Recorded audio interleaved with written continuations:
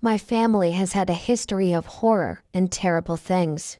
I can remember all the stories that my aunts and uncles would tell me, but the earliest story I can remember was told to me by my mother. It was the late 90s. My mother was 15 years old at the time, living in Puerto Rico with her family.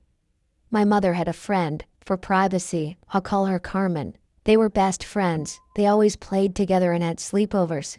Carmen was a huge part of my mother's childhood.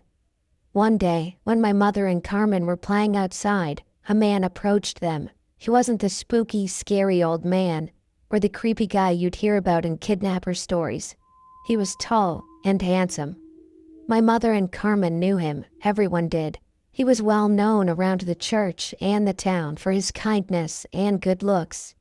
He smiled, and they smiled back. They knew him, so they thought they could trust him. "Hey, Lydia. Hey, Carmen. What are you girls doing?" he asked with his usual smile. My mother and Carmen laughed and chatted with him. But then the conversation took a turn. He suddenly sighed. "What's wrong?" Carmen asked. "It's just that my fridge is broken at my house, and no one wants to help me. I've asked all my friends, but they all said no." Carmen looked at my mother and smiled. My mom knew that smile always meant Carmen had an idea. "You know, me and Lydia could help," Carmen said brightly. His sad face lit up.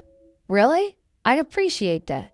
Despite Carmen thinking it was fine, my mother didn't. She whispered, "Carmen, we've never even been to his house. Your parents would never allow it. And besides, he's strong and big. Why would he need our help?" Carmen just rolled her eyes and chuckled. "Don't be such a scaredy cat, Lydia. He's super nice and we both know him. If you don't want to, I'll just go with him myself." Before my mom could respond, Carmen was already walking toward the man's car. My mother froze. She wanted to call out, but she couldn't move. She just stood there, watching, as Carmen climbed into the car. The engine started. Carmen waved from the window. My mother forced a nervous smile and waved back as the car drove away. The next day, my mother was washing dishes when she heard voices in the living room. She peeked and saw Carmen's parents talking to hers. When they noticed her, they rushed over. "Lydia, dear, do you know where Carmen is?" they asked. Her parents stood beside her, waiting for an answer. My mother replied, "Yes, she went with Tulio to help him fix his fridge." The room fell silent. Her parents looked concerned. Carmen's parents looked terrified.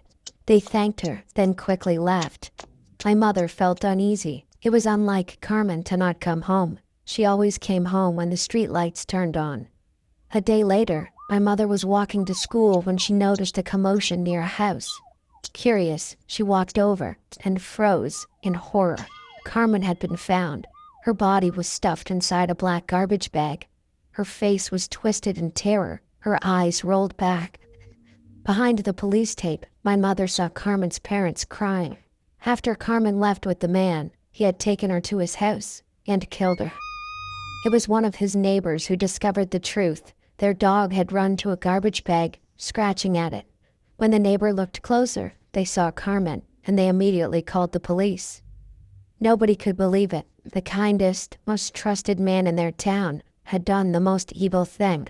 My mother never saw him again, but even now, she still has nightmares about him.